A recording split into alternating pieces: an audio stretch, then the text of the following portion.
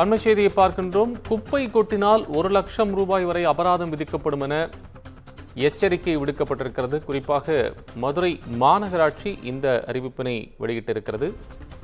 ஏற்கனவே வைகை நதியில் மேற்கொள்ளப்பட்டிருக்கக்கூடிய மாசு தடுப்பு நடவடிக்கைகள் என்ன என்பது தொடர்பாக உயர்நீதிமன்ற மதுரை அமர்வு தமிழக மாசு கட்டுப்பாட்டு வாரியத்திற்கு பல்வேறு கேள்விகளை எழுப்பியிருந்த சூழ்நிலையில் மதுரை மாநகராட்சி இத்தகைய அறிவிப்பினை வெளியிட்டிருக்கிறது. கூடுதலான விவரங்களுடன் மதுரை செய்தியாளர் அருண் நமக்கு விவரங்களை தர இணைகிறார்.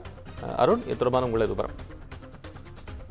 கோபாலகிருஷ்ணன், மதுரை மாநகராட்சி எல்லைக்குட்பட்ட தேசிய நெடுஞ்சாலை பகுதியான மாட்டுத்தாவணி பேருந்து நிலையம், உலகநேரி, சென்னை உயர்நீதிமன்ற மதுரை கிளை, உத்தங்குடி மற்றும் பாண்டிகோவில், ரிங் ரோடு, ரவுண்டானா உள்ளிட்ட பல்வேறு பகுதிகளில் காலியாக உள்ள காலி இடங்கள், சாலையின் ஓரங்கள், நீர்நிலைகள் மற்றும் திறந்தவெளி கால்வாய்கள் உள்ளிட்ட பொது இடங்களில் பொதுமக்கள் மற்றும் வணிக நிறுவனத்தார் குப்பைகள் கொட்டுவதால் சுற்றுச்சூழல் பாதிக்கப்படுவதுடன் பொதுமக்களுக்கு சுகாதார சீர்கேடு ஏற்படுவதாகவும், மேலும் தமிழ்நாடு நகர்ப்புற உள்ளாட்சி அமைப்புகள் சட்டம் 1998 பிரிவு 180 படியும், தமிழ்நாடு உள்ளாட்சி அமைப்புகள் விதிகள் 2023 பிரிவு 384 மற்றும் திடக்கழிவு மேலாண்மை விதிகள் 2016, அதே போல மதுரை மாநகராட்சி திடக்கழிவு மேலாண்மை துணை விதிகள் 2017, சுற்றுச்சூழல் பாதுகாப்பு சட்டம் 1986 பிரிவு 15 ஆகிய சட்ட விதிகளின்படி தொடர்ச்சியாக இப்பகுதிகளில் குப்பை கொட்டுவோர் மீது எச்சரிக்கை அறிவிப்பு விடுத்து 24 மணி நேரத்திற்குள் அதனை அகற்றாவிட்டால் அவர்கள் மீது 1 லட்சம் ரூபாய் துறை ரீதியாக சட்ட ரீதியாக நடவடிக்கை எடுக்கப்படும் என்றும்,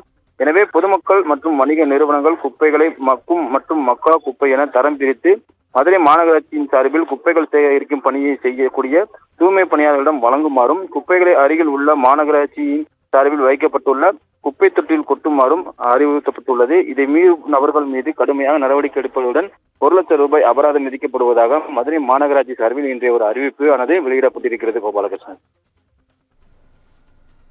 அண்மை விவரங்களுக்கு நன்றி அருண்.